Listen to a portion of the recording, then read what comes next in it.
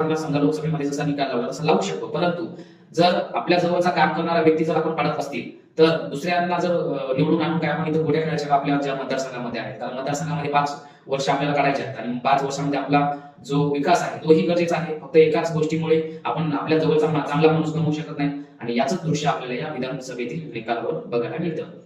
तर याच दृश्य आपल्याला बघायला मिळालं वसमत विधानसभा मतदारसंघातून, म्हणजेच आमच्या वसमत विधानसभा मतदारसंघातून जवळपास 1,07,000च्या वर राजूभाई नवघरे यांनी मतदान घेतलेलं आहे. त्यांना तेवढं मतदान पडलेलं आहे आणि जवळपास 29,000च्या वर लीड आलेले आहेत, निवडून आलेले आहेत. आणि या सर्व कारणामुळे त्यांच्या लोकप्रियतेमुळे त्यांनी केलेल्या योग्य कामामुळे हेच उदाहरण मी अजून एक उदाहरण कळमनुरी संतोष बांगर यांचं उदाहरण दिलं. त्याचबरोबर नायगावचे आमदार राजेश पवार हे सुद्धा बीजेपी गटामध्ये असून देखील ते निवडून आले. त्याचं कारण तेच देखील आहे, त्यांनी सुद्धा तिथं योग्य कामं केलेली आहेत. त्यांच्या मतदारसंघातील सर्व व्यक्तींना त्यांचा विकास आवडलेला आहे म्हणून त्यांना निवडून दिलेला आहे.